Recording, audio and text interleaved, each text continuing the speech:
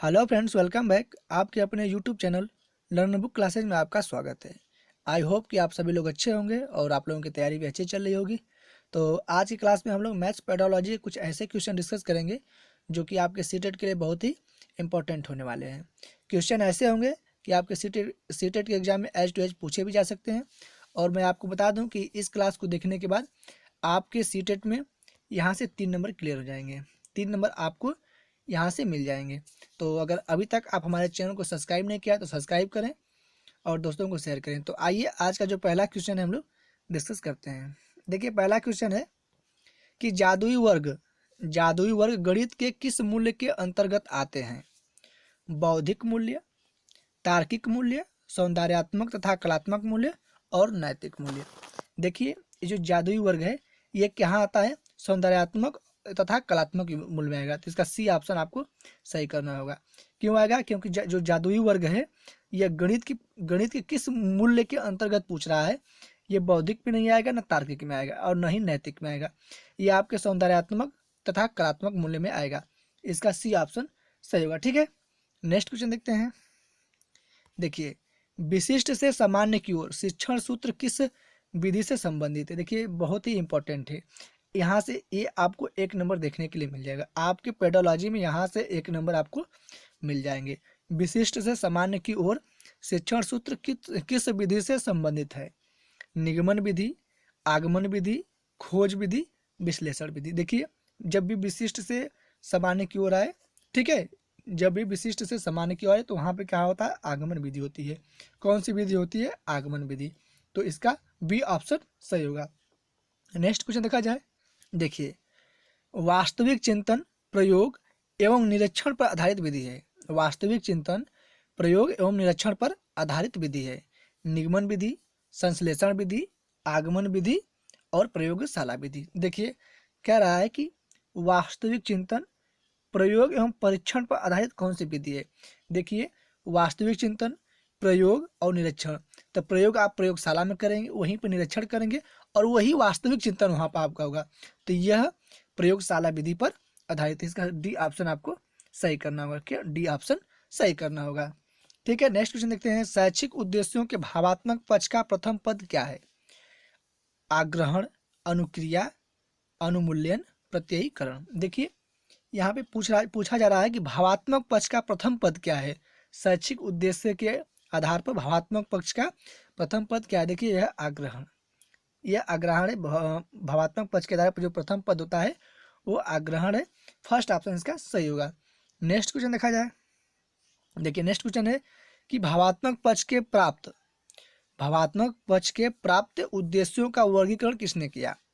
BS Bloom, करथवाल, Simpson, इनमें से कोई नहीं। देखिए, जो भावात्मक पक्ष है इसका जो वर्गीकरण ना करथवाल ने किया था। करथवाल ने। इसका बी ऑप्शन आपको सही करना होगा। ठीक है, नेक्स्ट क्वेश्चन देखा जाए। देखिए, किस प्रकार के पाठ्यक्रम के अंतर्गत सामाजिक मूल्यों एवं समस्याओं पर विशेष रूप से ध्यान दिया जाता है?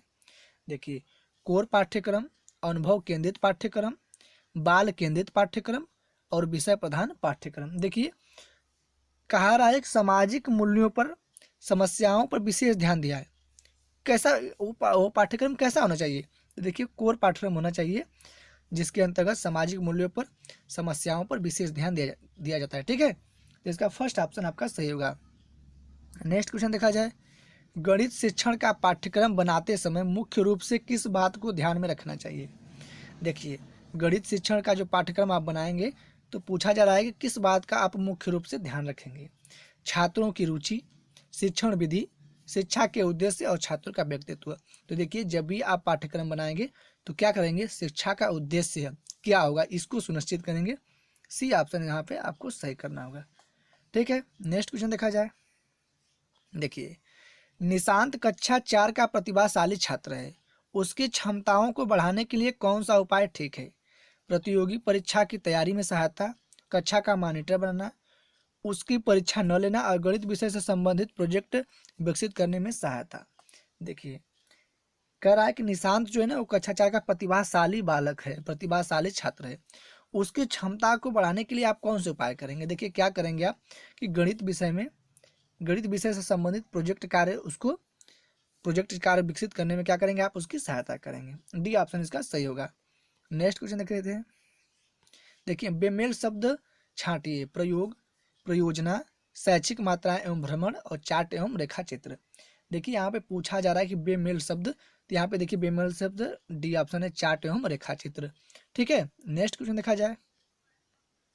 देखिए, निम्नलिखित में से कौन सी गणित की एक अच्छी पाठ्य पुस्तक की विशेषता नहीं है। देखिए, जब नहीं वाली आप क्वेश्चन आए तो मैंने आपको टैग में बताया है कि 3 ऑप्शन सही होते हैं, जिनको हमें गलत करना पड़ता है, और जो गलत होता है उनको हमें सही करना पड़ता है। ठीक है, तो पाठ्यक्रम पर आधारित है, भाषा शैली सरल तथा स्पष्ट हो, प्रकरण का उचित क्रम हो और बहुत महंगी हो। तो देखिए, पाठ्य पुस्तक महंगी तो होती नहीं है, लेकिन पूछ रहा है कि यहाँ विशेषता नहीं है, तो डी ऑप्शन इसका सही होगा। ठीक है, बहुत महंगी हो। ठीक, नेक्स्ट क्वेश्चन देखा जाए।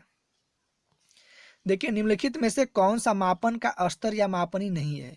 शाब्दिक मापनी, क्रमिक मापनी, अंतराल मापनी और क्रम संचयी मापनी। देखिए, पूछा जा रहा है यहाँ पे कि मापन स्तर या मापनी नहीं है।